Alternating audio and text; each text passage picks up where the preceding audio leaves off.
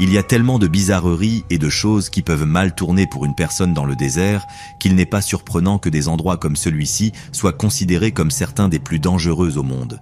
Il n'y a aucune protection contre les éléments, pas d'eau, et tout autour de vous sur la terre veut vous faire du mal, voire vous tuer. Voici un compte à rebours, jusqu'à mon expérience la plus effrayante et étrange dans le désert. Attachez votre ceinture. Pour commencer, quelque chose de léger. Une fois, sur un chemin de terre éloigné à Joshua Tree, j'ai vu un serpent à sonnette en décomposition sur le chemin, alors je me suis arrêté pour l'examiner. Il mesurait entre 90 cm et 1,20 m de long et était probablement mort depuis une semaine ou quelque chose comme ça. Il était pratiquement intact.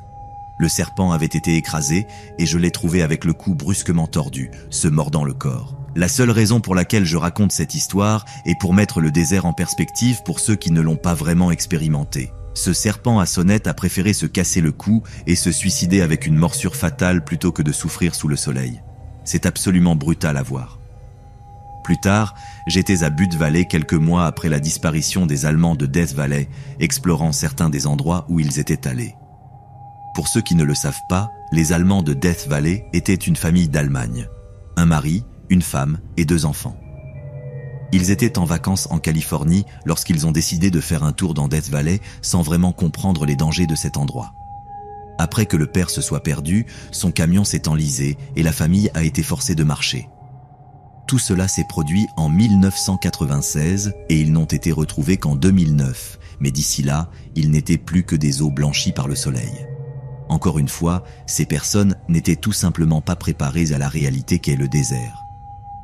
Des histoires comme celle-ci doivent être racontées, elles doivent être entendues et, en fin de compte, comprises pour éviter qu'elles ne se reproduisent. Trop de randonneurs naïfs s'aventurent dans des territoires dangereux pour se retrouver piégés, perdus ou les deux. Les services de secours ne savent même pas par où commencer pour les chercher. Sans les précautions appropriées, les tentatives de récupération arrivent presque toujours trop tard. C'est dommage car il y avait 2 cabanes bien équipées à moins d'1 heure de marche qu'ils ont ignorées. Ils auraient pu survivre un mois si nécessaire en direction opposée. Le sable est doux et marcher dessus est comme descendre sur un escalator dans les quelques parties escarpées qui croisent le chemin. Finalement, les lumières de la ville lointaine de Shun sont visibles le long de ce canyon. Cependant, à la place, ils ont entrepris cette marche épuisante à travers une chaîne de montagnes extrêmement difficile, espérant rencontrer des gardes qui patrouillaient la base militaire éloignée qu'ils ont vue sur la carte, alors qu'en fait, il s'agit d'un champ de tir peu utilisé protégé par l'éloignement et l'inaccessibilité. C'est vraiment très éloigné et parfois effrayant la nuit si vous êtes complètement seul. Quand je suis allé camper dans cette zone, j'ai pu voir des feux brûlants au loin. Certains semblaient être des camps bien situés, mais d'autres étaient littéralement au milieu de nulle part, presque là où l'on pourrait s'attendre à un feu de forêt. Au lieu de cela, je voyais de petites silhouettes dansant autour des flammes, sautant et faisant toutes sortes de choses bizarres. Cela semblait presque ritualiste, barbare, mais je dois admettre que je regardais à travers l'obscurité pendant plusieurs kilomètres. À part ces danseurs de feu, les bruits étaient aussi vraiment étranges. Des cris et des chants entre les canyons et les bases rocheuses. Ce n'était pas exactement animal, mais presque. C'était comme s'ils chantaient. C'est difficile à expliquer, ça ressemblait presque au vent quand je l'écoutais, juste des voix portées par le vent et, étant donné que c'est seulement un désert ondulant, le son a cette manière effrayante de se déplacer d'une zone à l'autre. Tout cela juste pour mettre le ton de mon histoire, la chose la plus effrayante qui me soit arrivée dans le désert après des décennies à errer dans ces dunes. Une fois, j'emmenais mes jeunes neveux adolescents dans un canyon désertique éloigné, mais bien connu pour un week-end de quad et d'exploration. Je faisais généralement des voyages saisonniers au cours des derniers mois, commençant à tituber en hiver. Mes neveux à l'époque étaient juste des enfants, peut-être 8 et 12 ans respectivement. C'était l'un de ces voyages pour donner un répit à ma sœur de ses enfants, mais aussi pour faire ma part en tant que tonton et transformer ces gars en hommes. Un peu de camping rustique dans le désert est la recette parfaite pour ce genre d'ordre. Nous avons rapidement quitté la civilisation, disparaissant dans la campagne de Californie. Pendant ce temps, une femme en haillons marchait sur le chemin, qui était presque à 1,5 km de l'entrée du canyon jusqu'à la route pavée. Elle ne semblait pas en détresse, mais elle s'était apparemment ennuyée de la fête qui se déroulait dans les collines et voulait faire du stop pour retourner à Barstow. Les fournitures de fête ne manquent jamais. Des types comme ça n'étaient pas si rares, surtout dans cette zone de loisirs à l'époque. Nous n'étions pas encore au fond du désert, à peine hors du chemin principal, donc les campeurs et les buveurs diurnes étaient encore abondants. Il n'y avait pas de place pour la contourner, alors j'ai ralenti et je me suis arrêté à une bonne distance. Elle a continué à marcher vers un camping-car à la même vitesse jusqu'à ce qu'elle atteigne le pare-choc et se soit simplement arrêtée, puis m'a regardé avec cette expression décharnée de drogué. Nous nous sommes regardés, le moteur encore en marche, tandis que mes neveux attendaient à l'arrière que quelque chose se passe. « Ça va ?» demanda l'un d'eux. « Je ne sais pas », répondis-je simplement. « Devrait-on l'aider ?»« Absolument pas », dis-je très clairement.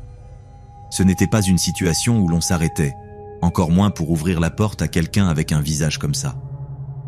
Pourtant, je comprenais d'où venaient mes neveux. C'étaient de bons gars. Cette femme semblait effectivement être en détresse, comme quelqu'un à qui vous pourriez tendre la main pour aider. Après une minute ou deux, je me demandais si je devrais sortir et la déplacer pour que nous puissions continuer sur la route. Elle avait cette expression déterminée, puis elle a commencé à marcher vers le côté passager. Dès qu'elle était dégagée de l'avant, j'ai accéléré et me suis éloigné avant qu'elle puisse même commencer à essayer d'ouvrir nos portes. C'était l'endroit le plus inattendu pour rencontrer ce genre de droguée urbaine opportuniste.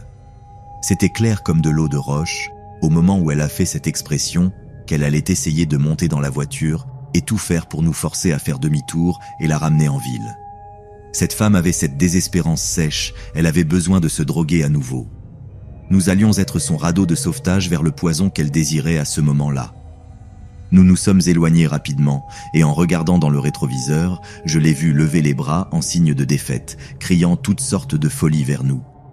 Mais ensuite, elle a fait quelque chose que je n'attendais pas. Elle s'est retournée sur ses talons et a commencé à nous suivre. Pas rapidement, mais à ce rythme lent, le même qu'elle avait avant lorsque nous nous sommes approchés d'elle. Elle était là pour le long terme. Je me souviens juste avoir avalé ma salive en pensant qu'il n'y avait aucune chance qu'elle puisse suivre, mais bon sang, nous étions dans une caravane qui n'allait pas très vite et créait beaucoup de poussière. Si elle était persévérante, elle pourrait probablement nous retrouver. J'ai juste accéléré et continué vers le camp. Je connaissais bien la zone, beaucoup mieux qu'une droguée de Barstow. Nous nous sommes enfoncés dans le désert, complètement hors de vue de cette femme, jusqu'à ce que nous arrivions à l'endroit que nous appellerions chez nous pour les jours suivants. C'était bien isolé, totalement hors de vue du petit chemin de terre et des autres campings dans cette zone.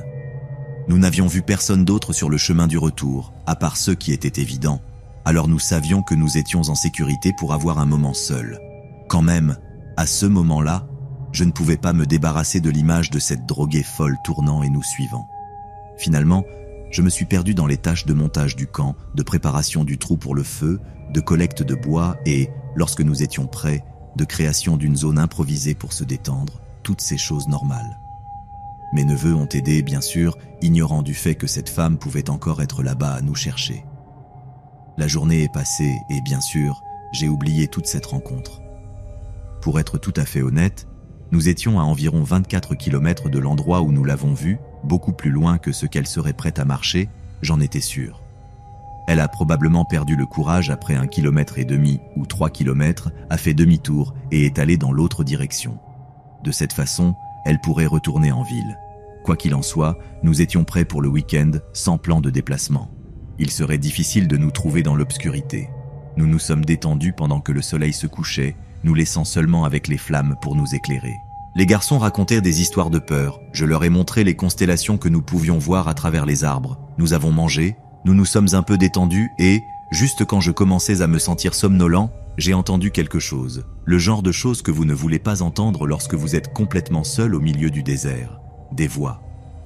Elles semblaient lointaines au début, mais bientôt j'ai pu distinguer le rythme, les voix, les mots. Cela ressemblait à 2 ou 3 personnes de plus, une fille et au moins un garçon. Je me suis détendu, pensant que ce n'étaient que quelques autres campeurs faisant une promenade nocturne, ou peut-être même revenant du printemps autour du coin, où l'on pouvait nager un peu si on le souhaitait. « Je t'avais dit que c'était eux », cria la voix juste hors de vue. Les garçons et moi avons sursauté au son.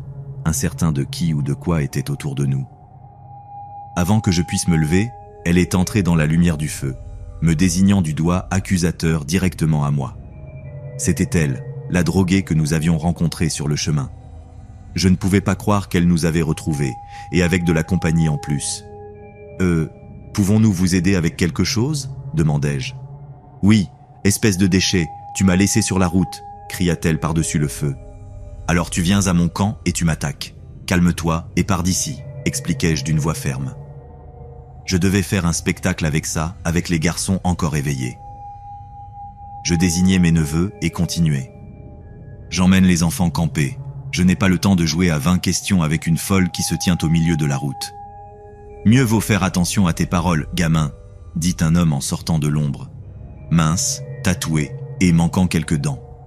Il avait des bijoux bon marché et brillants aux poignets et aux oreilles. Il ressemblait à un délinquant ordinaire de n'importe quelle partie de Californie. J'ai clairement fait comprendre à ces gens que je n'allais rien faire attention à quoi que ce soit. C'était mon camp, ma propriété et ma famille. Je n'étais pas obligé d'aider qui que ce soit, ni de rendre service à des étrangers dans les bois.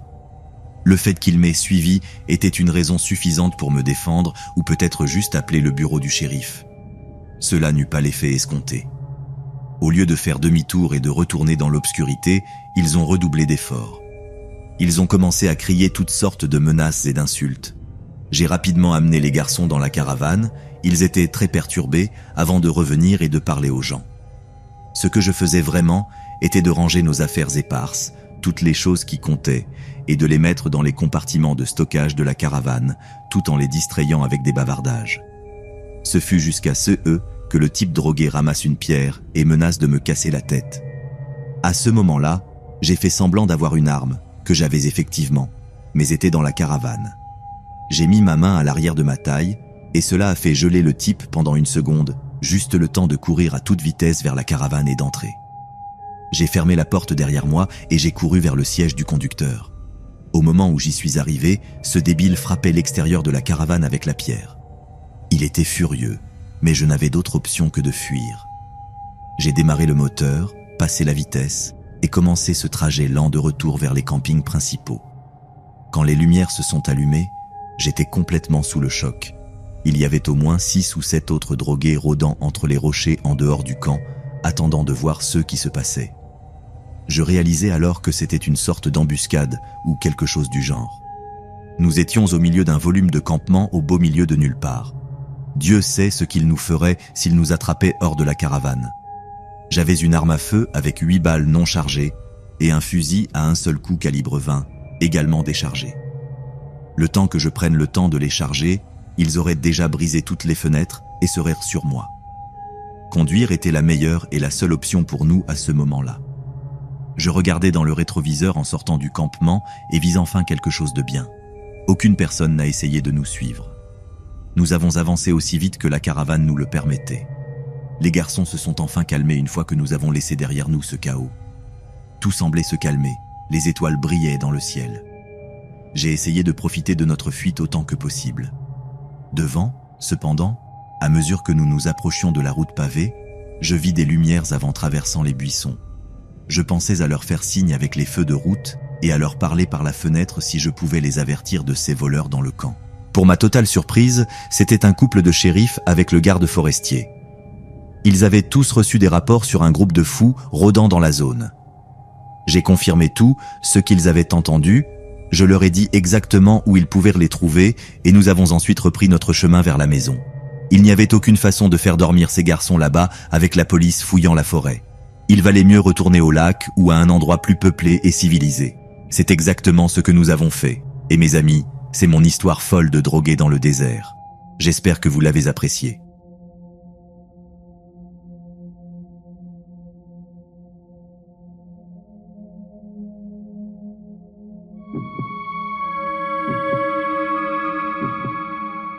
J'ai passé d'innombrables jours à chasser dans le désert du sud du Texas.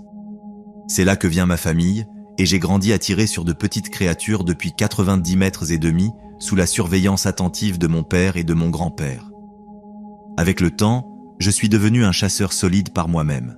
J'ai chassé presque tout, ce qu'il est possible de chasser le long de la frontière et j'ai réalisé toutes sortes de voyages, en famille, avec des amis ou même seul.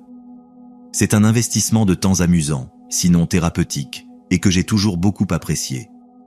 Cependant, il y a un voyage qui me hante, et cela s'est produit il y a environ 10 ans.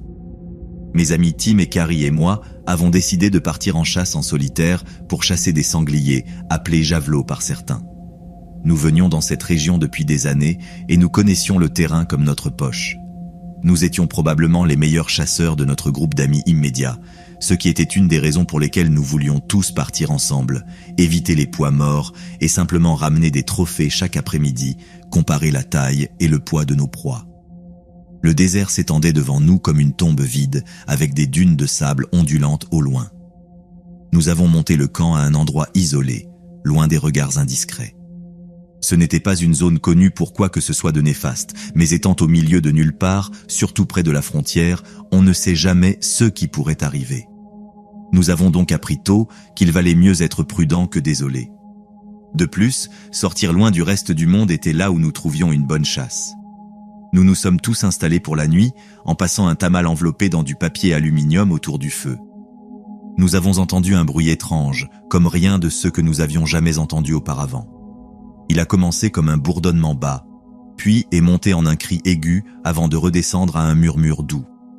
Nous avons tous échangé des regards mal à l'aise, mais nous n'avons rien dit pour l'instant. C'était comme si nous pensions tous la même chose. Qu'est-ce que c'est que ce bruit ? Ça doit être juste un coyote ou quelque chose comme ça, dit Tim, brisant enfin le silence. Oui, ou peut-être un avion qui vole au-dessus, ajouta Carrie, bien que nous savions tous que ce n'était aucune de ces choses. Ce bruit a continué un moment, puis, tout à coup, s'est arrêté brusquement. Nous sommes restés là à écouter le silence, essayant maintenant de percevoir d'autres bruits, mais il n'y avait rien, juste le crépitement du feu et le hurlement occasionnel d'un hibou au loin. « Eh bien, je vais me coucher », dit Tim en se levant et en se secouant les pantalons. « Demain, nous avons un départ tôt, les gars. »« Oui, je suppose que moi aussi », dit Carrie en le rejoignant. J'acquiesçais, bien que je n'ai pas du tout sommeil.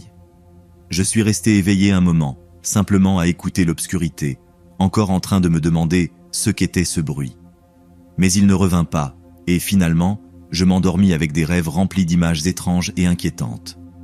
Comme je l'ai dit plus tôt, j'ai passé des décennies dans cette région à chasser, camper, et en général, survivre. Je n'ai jamais entendu quoi que ce soit qui ressemble à cela, et ces rêves que j'ai eus étaient encore plus troublants. Cela n'avait probablement aucun rapport, mais à ce moment-là, je pensais que quelque chose essayait de me parler à travers mes pensées. Cela me terrifiait un peu, alors que je restais allongé là, incapable de me défaire de la sensation que nous étions observés, que quelque chose était là dehors, attendant que nous nous aventurions dans son domaine. Je repoussai rapidement cette pensée, me disant que je n'étais que effrayé. Après tout, nous avions chassé dans ces forêts pendant des années, et nous n'avions jamais vu quoi que ce soit d'inhabituel. Alors que je m'endormais, je me demandais « Et si cette fois était différente ? Ça doit arriver un jour, non ?» Nous nous réveillâmes le matin et tout allait bien. Nous nous levâmes juste avant l'aube, lorsque tout est suspendu dans cette étrange brume bleue. Le camp était intact, il n'y avait aucun bruit étrange, ni signe de créatures ou d'humains. Nous avons préparé une cafetière et l'avons consommée immédiatement, puis nous avons rassemblé notre équipement pour la chasse du jour. Maintenant, je savais comment chassaient Tim et Carrie. Ils suivaient les crêtes des collines et essayaient de faire fuir de petits groupes de sangliers vers l'espace ouvert. Ils marchaient avec le soleil dans le dos, ce qui était intelligent, mais je voulais être seul, pas seulement tirer sur des sangliers en mouvement. Non, si je voulais les surpasser, je devais adopter une approche complètement différente. Nous nous souhaitâmes bonne chance, puis nous nous dirigeâmes dans des directions séparées. Tim partit vers le nord et Carrie à l'ouest. Pour ma part, je commençais à marcher vers le sud-est, exactement dans la direction opposée. Je portais un équipement de camouflage désertique complet, mais juste le nécessaire, rien de lourd ni paramilitaire, juste assez pour disparaître de la vue si je rencontrais un troupeau. Je me déplaçais léger pour cette première chasse, principalement juste pour explorer de toute façon. Je n'avais avec moi qu'un Magnum 357 à 7 balles à la hanche, des jumelles et un système d'hydratation de chameau. Juste le nécessaire.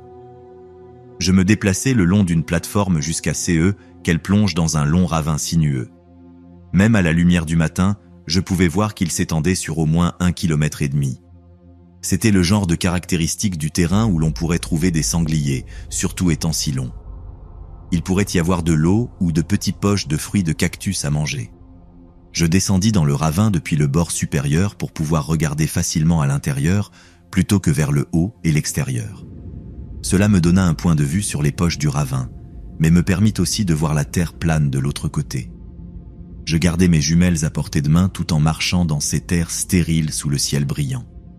30 minutes plus tard, je n'avais vu aucun signe de sanglier, puis j'entendis des coups de feu au loin. À ce moment-là, il était un peu difficile de dire de quelle direction il venait, mais je pensais peut-être vers l'ouest, où mon ami était allé. Il était possible qu'il ait trouvé quelque chose et décidé de tirer dessus. Une partie de moi pensait que cela semblait venir du sud, bien que la frontière soit à seulement quelques kilomètres. C'était une sensation un peu inconfortable à un moment, alors que je marchais dans le ravin ouvert. Je continuais, mais je le traversais et commençais à marcher de l'autre côté avant de trouver finalement un petit sentier de chasse à travers les buissons. Je quittai le ravin et suivis le sentier, et bientôt je vis quelques excréments et marques de griffures, tout type de preuves de sanglier. Je détachai la housse de mon arme et scrutai la zone, suivant le sentier de plus grand passage. Environ 800 mètres plus loin, je grimpai sur une crête et entendis un bruit. Et effectivement, un monstrueux sanglier apparut derrière une énorme roche et me donna son flanc. Je restai immobile et le laissai vagabonder avant de dégainer et de l'abattre là même sur le sol. C'était presque un tir sauvage, mais la chose était si grande qu'il était impossible de manquer un tir mortel, surtout si près. Il gémit un peu, mais tomba en un instant et mourut sans trop de souffrance. J'étais excité. Cette chose devait peser au moins 135 kilos. Je n'étais pas sûr de comment je la ramènerais au camp, mais je l'avais tuée quand même. J'étais assez sûr d'avoir surpassé ces gars-là aussi. Je rengainai donc mon arme et commençai à éviscérer l'animal. Plus vite je le démembrerais, plus vite je pourrais le ramener au camp. À mi-chemin de l'éviscération, j'entendis quelque chose au loin. Mes yeux s'écarquillèrent en reconnaissant le bruit de la nuit précédente, celui que nous avions entendu avant de nous coucher. Un étrange bourdonnement, cris et murmures. Trop loin pour comprendre, pourtant si étrange. Après quelques minutes, je compris ce que c'était. Cela se rapprochait de plus en plus jusqu'à ce que je puisse entendre le vent d'un moteur, le choc des cylindres. 6 murmures se transformèrent en paroles de quelques chansons de rock. C'était un véhicule tout-terrain, une Razor, qui venait vers moi rapidement. Pour une raison quelconque, je fis quelques pas en arrière et me cachai derrière des buissons. Je n'étais pas totalement caché, mais j'étais positionné de manière à pouvoir disparaître rapidement si nécessaire. L'endroit où nous étions n'était pas vraiment un lieu où il y avait beaucoup de véhicules tout-terrain, une zone déserte mais moche, très loin de toute autre chose. Maintenant, j'avais la sensation que quiconque était ici était probablement un gardien de la paix ou un criminel. À peine une minute plus tard, cette Razor arriva rapidement dans le petit clair où j'avais abattu le sanglier. Elle s'arrêta net et je vis 2 types avec des lunettes regardant dans toutes les directions. Ils virent le sanglier, puis me virent. Je les saluai. Ils détachèrent leur ceinture de sécurité et sautèrent, moment où je remarquai que les 2 portaient des AR-15 de quelque type, avec des lunettes et tout. Ils crièrent quelque chose dans ma direction, mais avec le bruit du véhicule tout-terrain, je ne pouvais entendre que mon propre cœur battre. Le conducteur se pencha et éteignit le moteur pour que nous puissions parler. Je supposais qu'ils étaient aussi des chasseurs, cherchant à obtenir des directions vers le troupeau que je venais d'abattre, quelque chose du genre. « Bonjour, avez-vous un permis de conduire ?» demanda le passager, la dernière chose que je m'attendais à entendre à ce moment-là. « Quoi ?» répondis-je. « Avez-vous une pièce d'identité ?» Je fronçai les sourcils. Était-il de la patrouille frontalière ? Je veux dire, la réponse courte était définitivement non. Mon portefeuille était au camp, sécurisé dans mon camion. Tout ce que j'avais, c'était mon permis de chasse, le papier décoloré dans ma poche. Pourtant, cela ne comptait pas comme une pièce d'identité puisque n'importe qui pourrait avoir son nom dessus. « Vous êtes de la patrouille frontalière ou quelque chose du genre ?» demandai-je. Ils rirent un peu et c'est alors que je les examinais de près. Sales, graisseux, mal habillés, avec des gilets mais juste pour la décoration. Ils n'avaient pas de plaques, seulement des poches pleines de magazines en plastique bon marché. Je regardai les armes et vis qu'elles n'étaient rien de spécial, même la Razor était une saleté. Non, c'était juste 2 bons gars qui vivaient au milieu de nulle part et se croyaient des agents de la loi ou quelque chose du genre. Non, nous sommes un peu différents de ça, expliqua l'un d'eux. Avez-vous quelque chose à nous montrer pour prouver qui vous êtes ?» Mon premier réflexe fut de penser à ce 357 à ma hanche. Maintenant, c'était mon tour de rire, mais je pensais qu'il valait mieux ne pas faire de mouvement et essayer d'être intelligent. Je haussai simplement les épaules et dis « Non, je suis un résident du Texas, local depuis longtemps. Je suis juste en train de chasser des sangliers. » Je fis alors un geste vers le grand sanglier mort qui se trouvait entre nous. « Oui, nous avons entendu ça, » dit l'un d'eux, faisant un geste de la main comme s'il demandait quelque chose. « Nous avons besoin que vous nous remettiez ça jusqu'à ce que nous puissions avoir vos papiers en règle. » Là, je me figeais vraiment et étais prêt à rester et discuter. Mais c'était le moment où je traçais une ligne dans le sable, littéralement. Je n'allais pas aller n'importe où et je n'allais pas non plus remettre quoi que ce soit en leur possession. Tout cela était légal. Mon arme était légale, tout ce que je faisais était parfaitement dans les limites de la loi. Ces idiotes voulaient simplement embêter les gens, probablement en cherchant des immigrés illégaux. C'était stupide de leur part, cette zone n'était pas vraiment connue pour ce genre de trafic. Peu importe pour eux, la situation n'allait pas disparaître. Je pris une profonde respiration et fis alors un seul pas en arrière dans les buissons. Ils firent exactement ce que je pensais qu'ils feraient. Ils commencèrent à lever leurs armes. Ils avaient l'air surpris, presque excités. C'était probablement un rêve pour des types comme eux, deux clowns du désert se voyant comme des défenseurs de la liberté luttant contre un ennemi invisible. Eh bien, maintenant j'étais l'ennemi et je n'allais pas les laisser m'arrêter. Un couple de racistes essayant d'être la patrouille frontalière. Je fis un autre pas en arrière et me cachai un peu plus parmi les buissons. Ils parlaient. Je ne me souviens pas exactement de ce qu'ils disaient. Probablement quelque chose sur le fait qu'ils étaient hors de leur lieu et n'avaient pas de juridiction reconnue. Je me souviens que ma main se rapprochait de mon arme, mais je ne la dégainais pas, juste pour me sentir à l'aise. Quelqu'un dégaine cependant.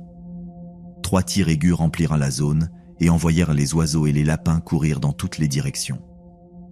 Je me retournai pour voir Carrie debout sur une crête qui nous regardait, avec son propre mini AR-15 pointé vers le haut et fumant. Il me fit alors un signe pour me faire savoir que tout allait bien. Ensuite, je vis Tim, qui était beaucoup plus près, à seulement 15 ou 20 mètres de notre petite confrontation. Il était posté derrière une roche, regardant à travers la lunette de son vieux fusil militaire d'excédent qu'il utilisait pour ses chasses. C'était un tueur éprouvé et plus que suffisant pour perforer quelques trous dans ces idiots. Une fois que Tim et moi avons établi un contact visuel, il commença à se déplacer autour de la roche et s'approcha de moi, sans cesser de viser les types et leurs résors. « Que se passe-t-il » demanda-t-il. « Rien, j'ai abattu un sanglier et ces types sont arrivés avec leur véhicule tout-terrain, expliquai-je. « Ce bruit te semble familier ?»« Oh oui, confirma Tim. « Même bruit que la nuit dernière, n'est-ce pas ?»« Oui, dis-je. Maintenant, rappelez-moi, qu'est-ce que vous avez besoin, les gars ?»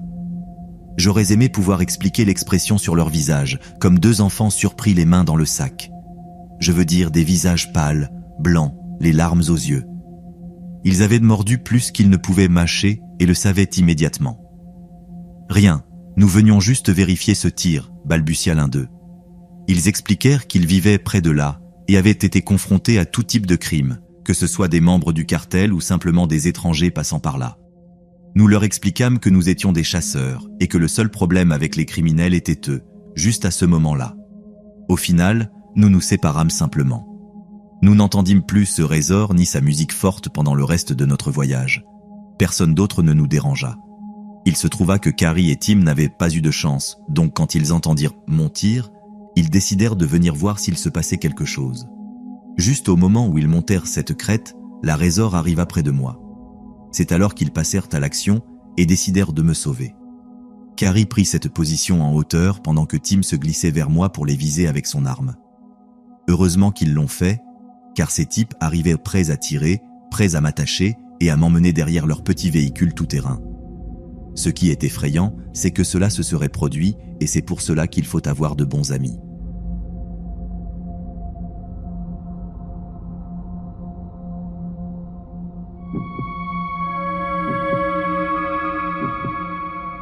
J'ai passé beaucoup de temps dans le désert, parcourant les vastes étendues de sable et de roches en tant que géomètre. J'ai envoyé plusieurs histoires au cours de l'année écoulée, et j'ai pensé qu'il était temps d'envoyer une autre histoire du désert.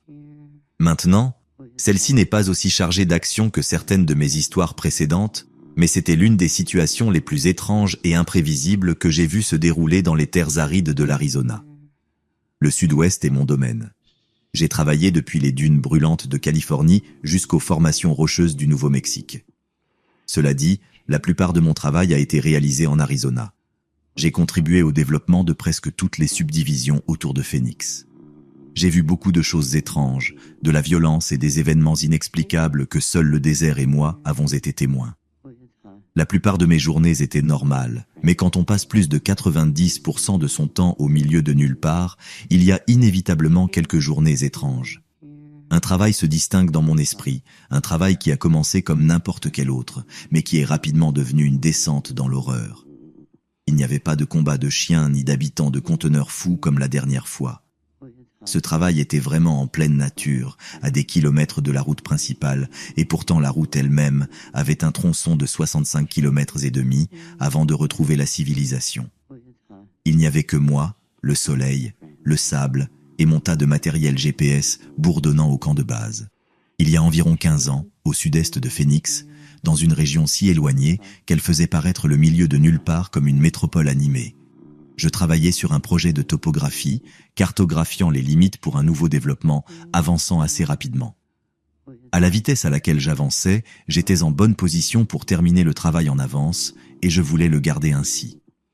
Au loin, je pouvais voir le reflet argenté de la route et le trafic réfléchissant se déplaçant dans les deux sens. C'est alors que j'ai remarqué une caravane qui s'écartait de la route principale et prenait un chemin poussiéreux. Ce n'était pas une zone récréative, loin de là. Il n'y avait pas d'eau, pas d'ombre, seulement des kilomètres interminables de sable et de roches. J'étais étonné, me demandant quel genre de touristes ou de campeurs voudraient s'aventurer ici, car le chemin qu'ils prenaient finirait par me mener à eux. Je ne leur ai pas prêté plus d'attention et j'ai essayé de me concentrer sur le travail en cours. Il restait encore environ 45 minutes à 1 heure avant qu'ils n'arrivent aussi loin et j'espérais peut-être pouvoir terminer et ranger d'ici là. Il n'avait pas encore passé 30 minutes lorsque j'ai verrouillé la dernière coordonnée GPS et terminé. J'ai commencé le processus de démontage, emballant tout avant de le charger à nouveau dans la camionnette. Pendant que je rangeais mon équipement pour la journée, je ne pouvais pas détourner les yeux de la caravane, la regardant conduire de manière erratique, zigzagant sur le chemin avant de finalement s'arrêter. Je haussais les épaules, pensant qu'ils étaient peut-être perdus ou cherchaient un endroit pour faire une sieste, même si c'était hors des sentiers battus. Mais pendant que je chargeais mon équipement, je ne pouvais pas me débarrasser de cette sensation que quelque chose n'allait définitivement pas. Pourquoi conduisait-il si mal pendant un moment ? Un véhicule aussi grand et lourd pourrait facilement se renverser en tournant brusquement et en accélérant à fond. C'était simplement étrange pour moi. Je ne savais pas quoi penser de tout cela, alors j'ai emballé encore plus vite. Je ne voulais pas être près de quelqu'un ou quelque chose quand il sortirait, ivre, drogué ou quoi que ce soit d'autre. La caravane est restée là, garée au bord de la route, sans que l'on voie ses occupants. J'ai essayé de me concentrer sur mon travail, mais mes yeux revenaient sans cesse à ce véhicule, me demandant ce qui se passait à l'intérieur. Était-il en panne ? Attendait-il quelqu'un ? Finalement, j'ai terminé de ranger et j'ai su qu'il était temps de partir. J'avais un long chemin de retour à Phoenix et je ne voulais pas rester au milieu de nulle part plus longtemps que nécessaire. Mais en conduisant, un nouveau sentiment est apparu. Je laissais quelque chose derrière moi, ou quelque chose ne voulait pas que je parte. J'ai déplacé ma camionnette en descente et j'ai lentement commencé ce voyage vers la caravane et, espérons-le, finalement, la route principale. J'ai mis ce sentiment de côté, me disant que j'étais probablement effrayé d'avoir passé trop de temps dans le désert. Mais en conduisant, le silence et la solitude se resserraient autour de moi. La caravane devenait de plus en plus grande à mesure que je m'approchais, mais quelque chose à son sujet me perturbait complètement, probablement le fait qu'elle soit là en premier lieu. Et puis, juste au moment où j'arrivais à la route principale, je l'ai vue. La caravane conduisant de manière erratique encore une fois, ses occupants toujours invisibles. J'ai accéléré avec le cœur battant rapidement, me demandant ce qui se passait, et puis, aussi soudainement qu'elle était apparue, la caravane a disparu de ma vue, me laissant seul avec ma camionnette sur les chemins poussiéreux. Ils avaient fait demi-tour et se dirigèrent maintenant dans la même direction que moi, de retour vers la route principale. Je pouvais même voir le nuage de poussière qu'ils créaient juste devant moi, peut-être à 400 ou 500 mètres. Je n'ai pas accéléré pour les rattraper, presque heureux d'être derrière eux et hors de vue. J'ai tourné un coin pour voir ce que je ne m'attendais pas à voir. Cette caravane, avec sa conduite sauvage et son comportement erratique, avait dérapé trop et s'était renversée, exactement comme je m'y attendais. J'arrivais à l'angle juste à temps pour voir sa rotation finale et se poser sur son toit. Elle s'était renversée au moins 3 ou 4 fois, laissant une traînée de plastique cassé, de métal tordu et de rivières de verre brisées. Eh bien, c'était exactement ce que j'essayais d'éviter. Je pensais qu'ils étaient ivres quand je les ai vus pour la première fois, mais maintenant c'était pratiquement confirmé. Un guerrier du week-end a pensé qu'il allait s'amuser en tout terrain alors qu'ils auraient pu se tuer, et j'étais le seul autour pour aider. J'ai appelé le 911 avec mon vieux téléphone à clapet. Je ne pensais même pas que l'appel passerait avec la ruralité de la zone, mais si c'était juste une ligne ouverte, peut-être qu'il pourrait le trianguler depuis là. J'ai mis ma camionnette en stationnement et je me suis approché de la caravane. Il n'y avait pas une âme vivante à l'intérieur. C'était comme si un fantôme avait conduit cette chose ou quelque chose comme ça, jusqu'à ce que j'arrive à la cabine où j'ai vu 2 filles attachées au siège du conducteur et du passager. Elles étaient suspendues la tête en bas, couvertes de terre et de sang, totalement inconscientes. J'ai frappé le verre et crié pour qu'elles se réveillent, seulement pour sentir cette première bouffée de fumée dans l'air. Je me suis rendu compte que la caravane pourrait prendre feu, voire exploser. Il y avait toutes sortes de combustibles supplémentaires comme du propane et d'autres choses installées. Le temps était compté, ces personnes devaient ressortir. J'ai fait ce qui avait le plus de sens. J'ai brisé la fenêtre. Ça m'a pris quelques bons coups de pied, mais quand elle a cédé, elle s'est brisée en morceaux, juste un tas de débris éclatés.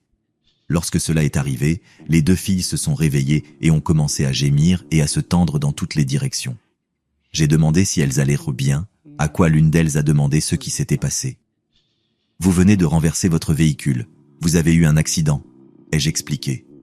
L'une d'elles a hoché la tête, tandis que l'autre fille a simplement éclaté en larmes.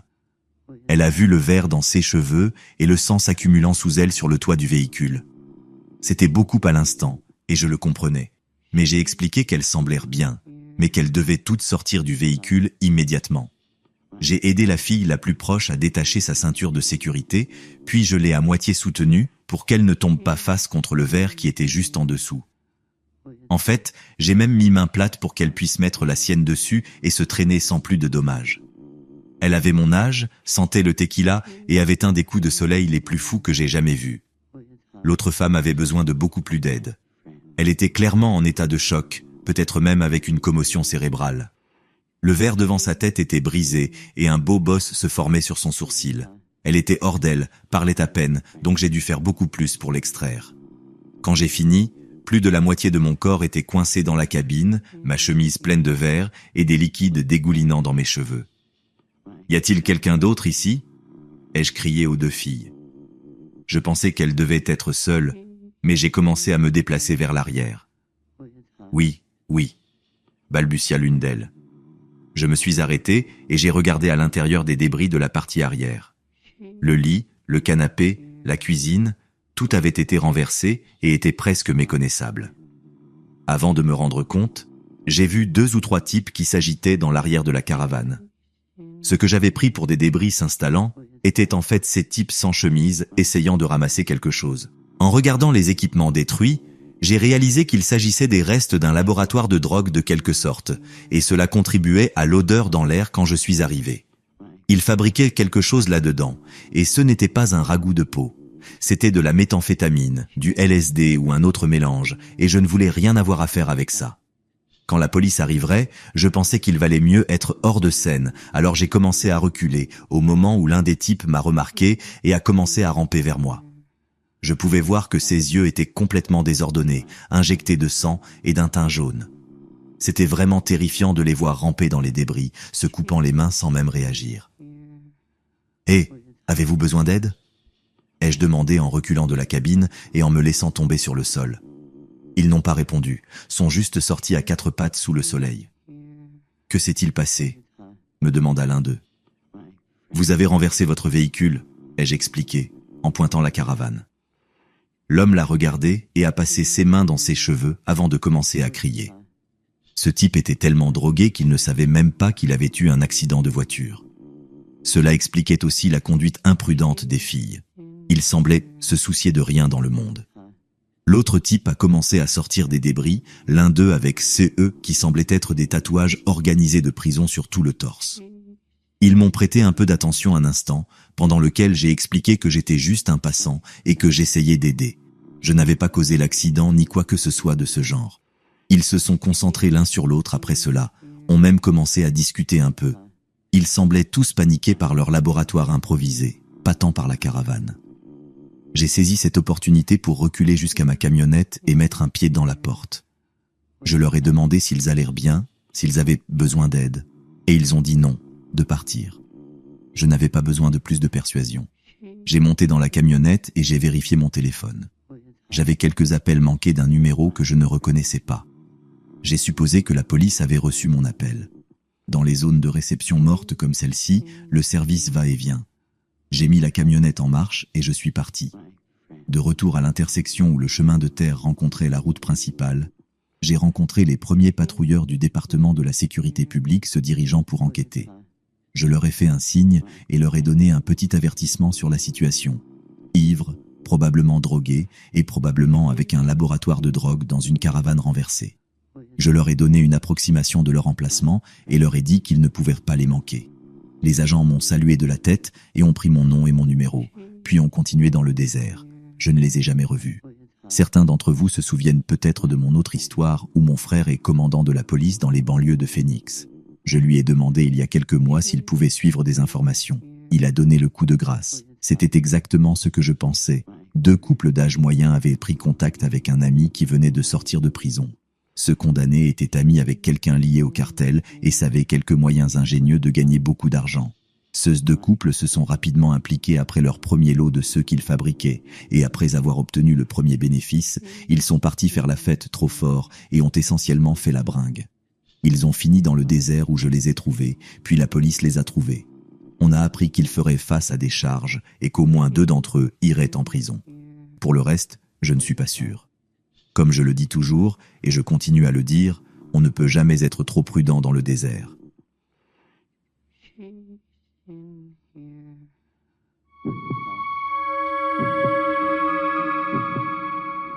J'ai décidé de profiter de mes vacances pour faire un voyage avec ma famille vers une destination touristique que nous avions toujours voulu visiter, le désert. Je suis Esteban, et avec ma femme Laura et nos 2 enfants, Sofia et Matteo, nous avons entrepris cette aventure avec beaucoup d'attente. Nous avions réservé un forfait complet avec une entreprise qui offrait des guides expérimentés et une série d'activités excitantes. Les premières nuits ont été fantastiques. L'hôtel était confortable et luxueux, et il y avait beaucoup à explorer et à apprécier. Tout semblait parfait. Une opportunité de déconnecter de la routine quotidienne et de se connecter avec la nature dans sa forme la plus pure et aride. Dès le début, notre guide, nommé Fernando, semblait aimable et très connaisseur de la région.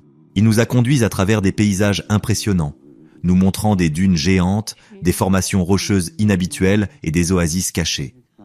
Chaque jour était rempli de nouvelles merveilles, et nous adorions voir comment nos enfants profitaient et apprenaient sur la géographie et l'histoire du désert. Fernando avait un don pour raconter des histoires, mêlant faits historiques et légendes locales qui fascinèrent les enfants et nous intéressaient. Tout allait parfaitement, mais à mesure que le voyage avançait, j'ai commencé à remarquer certaines choses étranges dans le comportement de Fernando. Un après-midi, après une longue marche dans le désert, Fernando nous a invités à un dîner dans un campement improvisé. Pendant que nous dînions sous les étoiles, il a commencé à raconter des histoires étranges sur des personnes qui s'étaient perdues dans le désert et n'avaient jamais été retrouvées. Ses yeux brillaient d'une intensité perturbante pendant qu'il parlait, et bien que j'ai essayé de passer outre mes inquiétudes, je n'ai pas pu m'empêcher de me sentir mal à l'aise. Les histoires étaient trop vivantes, trop détaillées, comme s'il avait lui-même été là, observant ces événements malheureux. Les nuits suivantes se sont poursuivies normalement, mais la sensation d'inquiétude persistait. Fernando s'éloignait parfois du groupe pour passer des appels téléphoniques qui semblaient très sérieux et urgents. Lorsqu'il revenait, il évitait de nous regarder dans les yeux et son sourire semblait forcé. Une nuit, je l'ai vu discuter avec agitation avec quelqu'un au téléphone, son visage déformé dans une expression de frustration et de colère contenue. Laura avait aussi remarqué son comportement erratique et nous avons partagé nos préoccupations, bien que nous essayions de ne pas alarmer les enfants.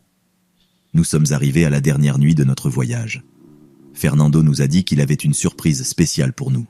Une balade en jeep dans une zone peu connue du désert, où nous pourrions voir certaines des formations les plus spectaculaires et éloignées.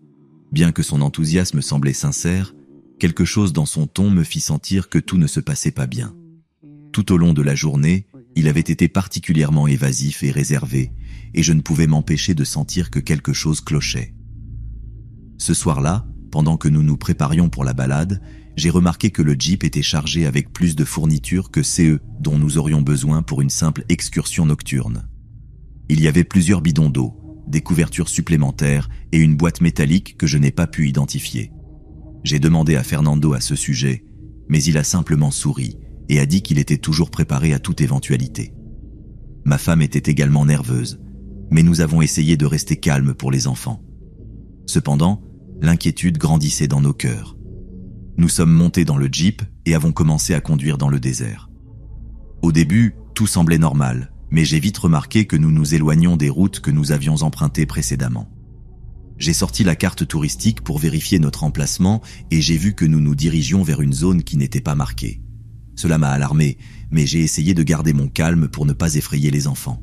« Fernando, nous sommes sur le bon chemin ?» ai-je demandé, essayant de cacher mon inquiétude. « Oui, Esteban, ne t'inquiète pas. Je connais un raccourci qui nous mènera à un endroit incroyable, » répondit-il avec un sourire qui n'atteignait pas ses yeux. Son ton était rassurant, mais il y avait quelque chose dans son regard qui me mettait les cheveux sur la tête. À mesure que nous avancions, le paysage devenait de plus en plus désolé. Les formations rocheuses et les dunes commençaient à se ressembler, et la sensation de danger se faisait plus forte lorsque je vis Fernando prendre des détours qui semblaient ne mener nulle part. Mes enfants commençaient à s'inquiéter et Laura me regardait avec inquiétude. L'absence de signal sur nos téléphones ne faisait qu'augmenter notre anxiété. Finalement, après ce qui sembla des heures à conduire sans but, Fernando arrêta le jeep dans une zone complètement désertique et sombre. Il regarda vers l'horizon puis vers nous, son expression maintenant complètement sérieuse.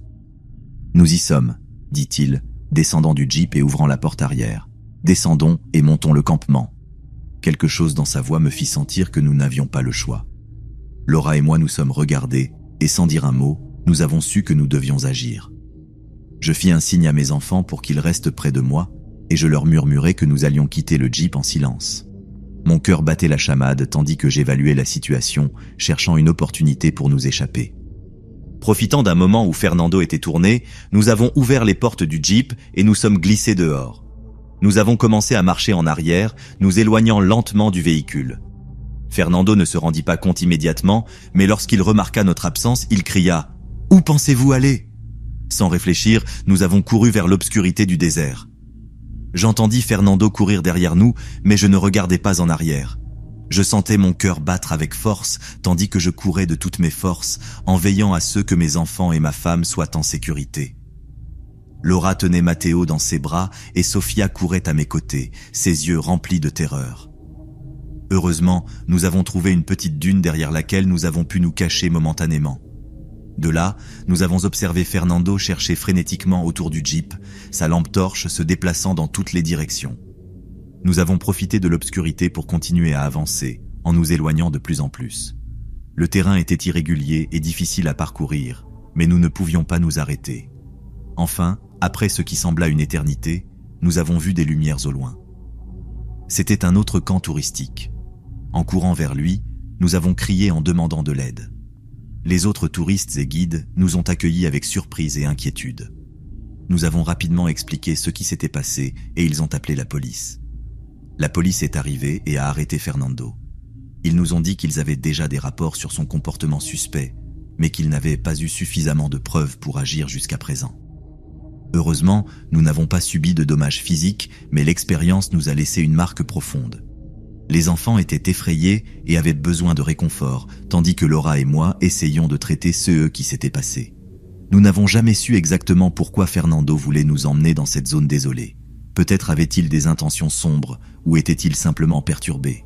Ce que nous savons, c'est que nous n'oublierons jamais cette nuit dans le désert et les attitudes étranges qui nous ont fait méfier de notre guide. Cette expérience m'a appris à être toujours prudent et à faire confiance à mes instincts.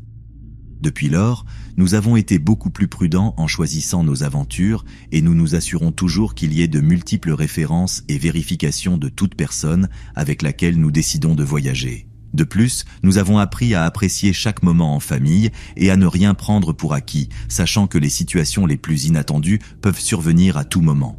Le désert, avec toute sa beauté et son mystère, est devenu un rappel constant de cette nuit terrifiante.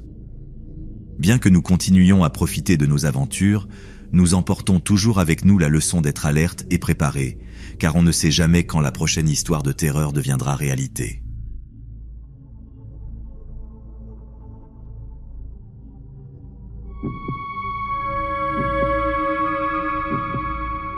Nous avions passé des mois à planifier ce voyage dans le désert. Mes amis et moi avions décidé qu'il était temps de vivre une aventure épique, quelque chose d'inhabituel qui nous permettrait de déconnecter de nos vies quotidiennes. Nous étions Claudia, Monica, Laura et Paula, un groupe uni par des années d'amitié et 1000 histoires partagées. L'excitation nous envahissait en pensant à ceux qui nous attendaient, de vastes dunes, des ciels étoilés et la promesse d'expériences inoubliables. Nous avons passé des heures à organiser chaque détail du voyage, depuis le choix de l'hôtel jusqu'aux activités que nous ferions. Nous voulions nous assurer que tout se passerait parfaitement. Nous avons fait des listes de bagages, acheté des vêtements adaptés au désert et veillé à avoir tous les vaccins et permis nécessaires. Nous n'avons laissé aucun détail au hasard. Nous parlions chaque soir par vidéoconférence pour peaufiner les derniers détails et partager notre enthousiasme. Laura, toujours la plus méticuleuse, nous a rappelé de vérifier nos assurances voyage et Paula, avec son esprit aventurier, a trouvé une visite avec un guide qui promettait de nous emmener dans les endroits les plus reculés du désert. Finalement, le jour est arrivé. Nous avons volé vers une ville proche du désert et nous nous sommes installés dans un petit hôtel servant de base pour les touristes souhaitant explorer les profondeurs sableuses de la région. Les premiers jours furent parfaits. Nous avons visité des marchés locaux, goûté des plats exotiques et apprécié la chaleur des gens. Pendant nos excursions diurnes, nous avons rencontré d'autres voyageurs et partagé des histoires autour de feux de camp nocturnes. Tout semblait se dérouler à merveille. Les dunes étaient impressionnantes, le ciel nocturne était un spectacle d'étoiles et les activités que nous avions planifiées étaient excitantes et variées. Nous avons exploré des canyons, monté des chameaux et même fait du sandboarding. Chaque soir, nous rentrions à l'hôtel fatiguées mais heureuses, prêtes pour la prochaine aventure. C'est au cours de l'une de ces nuits, sous un ciel illuminé par des millions d'étoiles, que nous avons rencontré un homme nommé Karim. Il semblait charmant, avec un sourire facile et une connaissance approfondie du désert. Il nous a raconté des histoires fascinantes de ses voyages et, dans un moment d'enthousiasme, nous a proposé de nous emmener dans un endroit spécial du désert, un lieu que peu de touristes connaissaient. Selon lui, c'était un endroit magique où nous pourrions voir les dunes les plus hautes et vivre la véritable essence du désert. Karim avait une manière de parler qui capturait notre attention. Il nous expliqua qu'il avait vécu dans le désert toute sa vie et qu'il connaissait chaque recoin comme sa poche. Son offre semblait trop belle pour être vraie, mais son charisme et la passion avec laquelle il parlait du désert nous convainquirent. Il nous promit une expérience unique et différente de tout ce que nous avions vu jusqu'à présent. Karim nous assura que ce serait une excursion sécurisée et qu'il s'occuperait de tout. Malgré les avertissements d'autres touristes sur les dangers du désert, son charisme et ses connaissances nous convinrent. Le lendemain matin, nous partîmes avec lui dans sa camionnette, excités par ceux qui nous attendaient. Le voyage commença de manière agréable. Karim nous racontait encore plus d'histoires pendant qu'il conduisait et nous riions et apprécions le paysage. Après quelques heures, nous arrivâmes à un endroit qui semblait sorti d'un rêve. Des dunes gigantesques s'étendant jusqu'à l'horizon, avec le soleil couchant peignant tout en nuances dorées et oranges. C'était véritablement impressionnant. Nous nous arrêtâmes sur une dune particulièrement haute, d'où nous pouvions voir des kilomètres et des kilomètres de sable. Karim nous suggéra de camper là pour la nuit, afin de pouvoir voir le lever du soleil depuis le sommet de la dune. Cela nous sembla une idée merveilleuse. Nous montâmes le campement et préparâmes un petit feu de camp pendant que Karim continuait à nous raconter des histoires sur les légendes du désert. Karim nous dit que c'était l'endroit parfait pour camper et qu'il reviendrait bientôt avec plus de provisions et une surprise spéciale pour la nuit. Nous ne soupçonnâmes rien lorsqu'il s'en alla. Nous montâmes le campement, prenîmes des photos et explorâmes les environs. C'est alors que Monica fit une découverte troublante. Dans une zone éloignée, elle trouva des os et d'autres restes semblant humains. La peur commença à nous envahir. Nous essayâmes de joindre Karim, mais son téléphone était éteint. Nous réalisâmes que quelque chose n'allait pas. Nous vérifiâmes nos provisions et découvrîmes qu'il nous manquait de l'eau et de la nourriture. Karim nous avait laissé avec juste ce qu'il fallait pour quelques heures. Nous commençâmes à discuter de ce qu'il fallait faire. Nous décidâmes qu'il valait mieux rester ensemble et attendre le retour de Karim. Les heures passaient et la situation devenait de plus en plus désespérée. La chaleur du jour était insupportable et la nuit apportait un froid qui transperçait jusqu'aux os. Nous commençâmes à rationner ce que nous avions et à chercher un moyen de nous protéger du soleil et du froid. Les heures passèrent et Karim ne revint pas. La chaleur du jour devint insupportable et la nuit apporta un froid perçant. Nous commencions à ressentir la désespérance. Nous étions seuls au milieu du désert, sans eau ni nourriture et sans savoir comment retourner à l'hôtel. Nous essayâmes de garder notre calme et de rationner ce peu que nous avions. Mais chaque heure qui passait rendait notre situation plus précaire. Laura commença à montrer des signes de déshydratation et Paula était au bord de l'effondrement nerveux. Monica et moi essayions de rester fortes, mais la peur et l'incertitude étaient écrasantes. Nous nous relayions pour surveiller, espérant que quelqu'un, n'importe qui, apparaisse. Mais le désert était immense et semblait engloutir tout espoir de secours. Pendant la journée, nous cherchions de l'ombre sous tout ce qui pouvait nous en offrir, mais le sable réfléchissait le soleil et nous nous sentions comme si nous étions dans un four. La nuit, bien que plus froide, apportait des bruits étranges qui augmentaient notre paranoïa. La troisième nuit, alors que nous pensions que nous ne survivrions pas, nous entendîmes le bruit d'un moteur au loin. C'était une camionnette de touristes qui faisait un tour dans le désert. Nous courûmes vers les lumières en criant et agitant nos lanternes. Par chance, ils nous virent et s'arrêtèrent. Les touristes et le guide de la visite nous aidèrent à monter dans la camionnette. Ils nous donnèrent de l'eau et de la nourriture et nous ramenèrent à l'hôtel. Là, nous racontâmes notre expérience aux autorités locales qui prirent notre témoignage mais ne firent pas grand-chose de plus. Ils nous dirent que Karim n'était pas un guide enregistré et qu'il avait probablement fait cela auparavant avec d'autres personnes. Nous n'avons jamais revu Karim. Les autorités locales avaient l'hypothèse qu'il avait emmené beaucoup d'autres personnes dans cette zone reculée du désert, mais ils ne savaient pas exactement pourquoi il le faisait, ni ce qu'il en tirait. Nous avons réussi à nous sauver grâce à l'intervention fortuite de la camionnette de touristes, mais l'expérience nous a laissé marquer. De retour chez nous, nous avons essayé de reprendre nos vies, mais l'ombre de ceux qui s'étaient passés dans le désert était toujours présente. Nous restons en contact et parlons de temps en temps de ce qui nous est arrivé, essayant de donner un sens à la trahison de Karim et en remerciant la chance d'avoir été sauvés. Le désert, qui au début nous semblait un endroit magique et plein de merveilles, est devenu un rappel constant de combien nous sommes vulnérables face à l'inconnu et de comment une décision erronée peut nous mettre en danger. Depuis lors, je suis beaucoup plus prudente lorsque je planifie un voyage et je vérifie toujours la légitimité des guides et des opérateurs touristiques. Cette expérience m'a appris que la confiance doit être méritée et que nous devons toujours rester alertes, même au milieu de la plus grande aventure.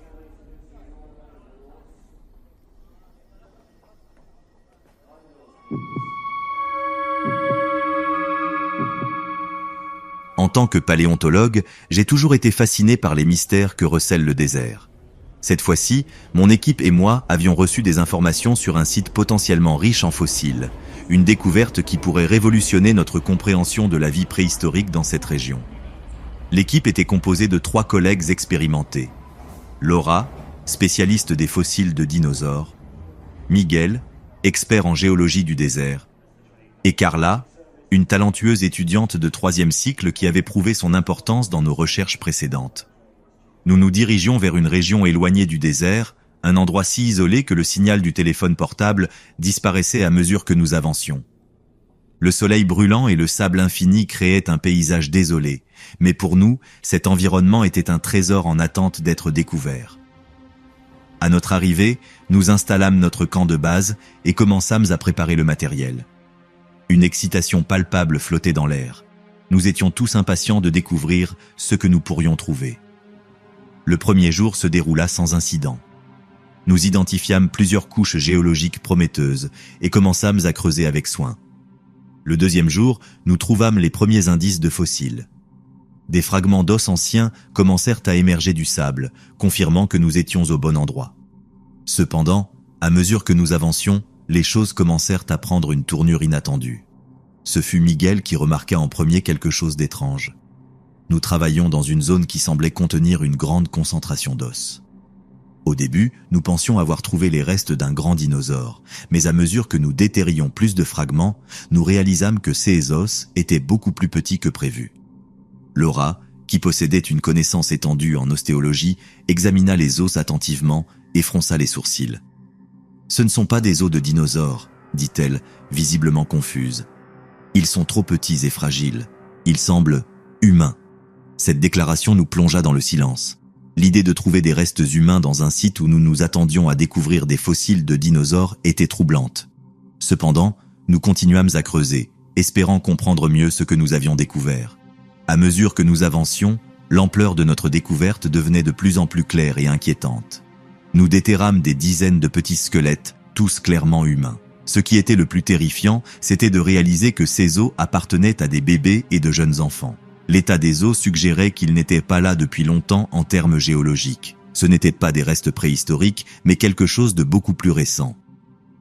Carla, visiblement bouleversée, commença à documenter tout méticuleusement, prenant des photos et des notes détaillées.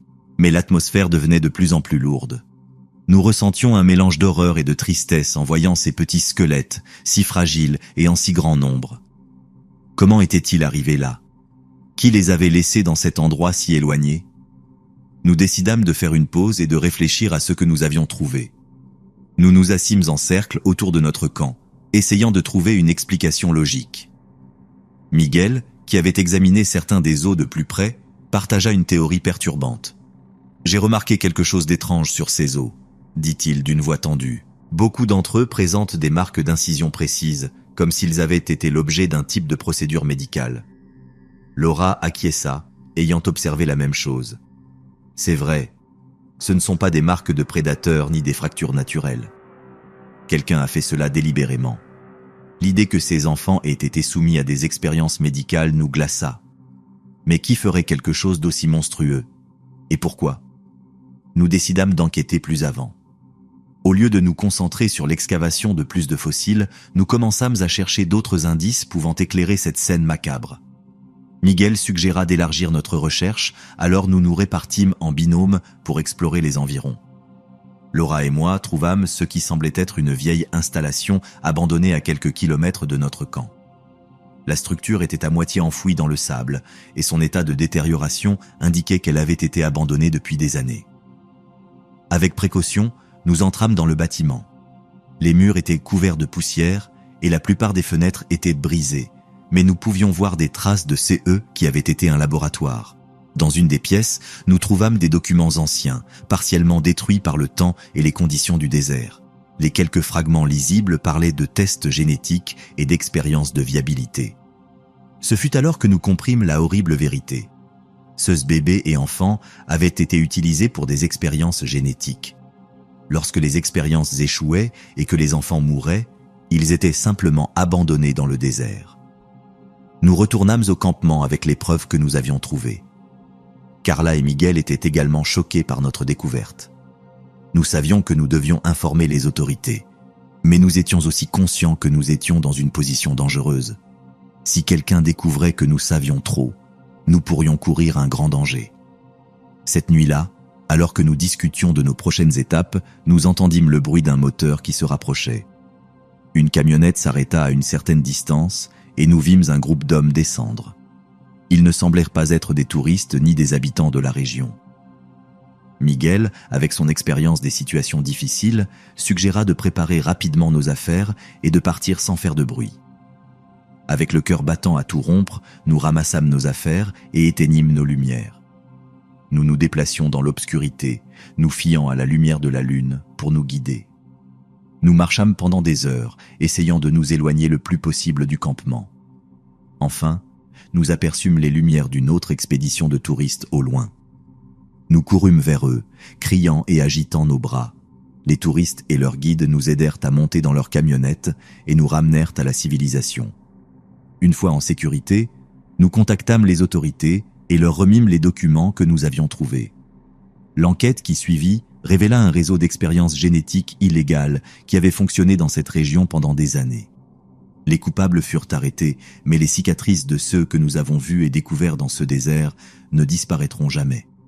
Nous ne saurons jamais combien d'enfants innocents ont perdu la vie dans ces horribles expériences, mais au moins nous avons réussi à les arrêter et à empêcher d'autres souffrances. Depuis lors, j'ai continué mon travail de paléontologue, mais je garde toujours en mémoire le souvenir de ces petits squelettes et la promesse de ne jamais cesser de chercher la vérité, aussi sombre soit-elle.